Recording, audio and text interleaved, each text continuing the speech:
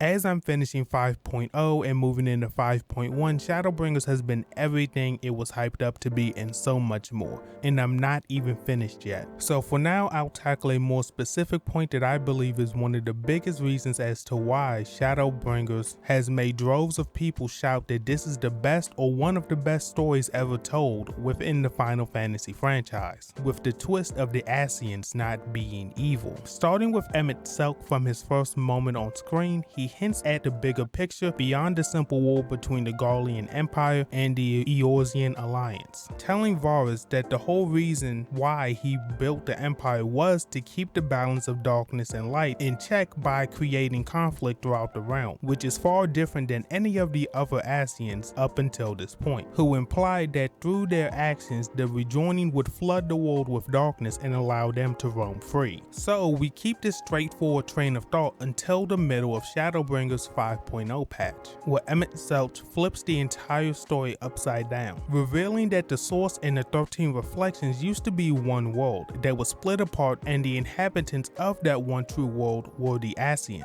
with their own culture and way of life ripped away from them due to the fraying fabric of reality. They created a plan where half of the population would willingly sacrifice themselves to summon Zodiac and allow him to save the other half. But there were others who felt that Zodiac was too dangerous to leave unchecked and needed to have a counterbalance, which led to the creation of Hydaelyn. And these two became the first primals in all of existence within the Final Fantasy XIV universe, having a battle that shadowed the original world of the Ascians and gave birth to the 13 Reflections and the Source. By giving us this information, it recontextualizes our encounters with La Habrea and the other Ascians as really sad, with these Ascians doing some genuinely horrible things to get a result that objectively is a good thing from their point of view. Now with us looking at them as super powerful individuals who simply want to restore the world as what it used to be to them. To be honest, I couldn't imagine living a ridiculous amount of time and only seeing lesser versions of the people that I used to call family and friends, on top of the fact that all of these people have been enthralled, even Emmett Selk himself. So even if they made peace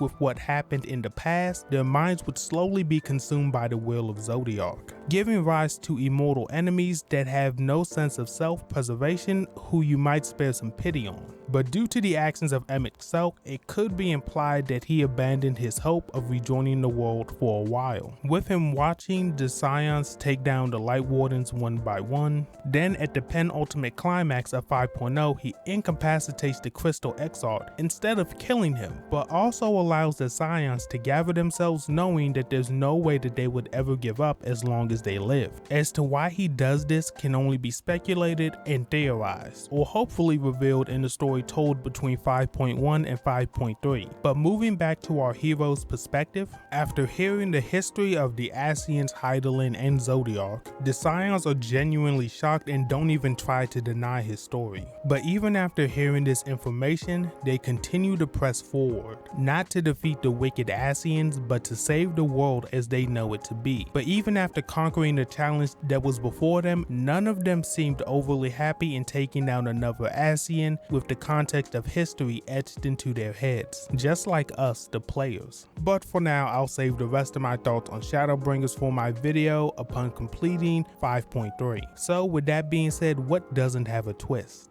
My channel. And if you want to see more quality videos like this one, like, subscribe, and turn on notifications for more videos like this one. But with that being said, it's been Skipx and I'm out.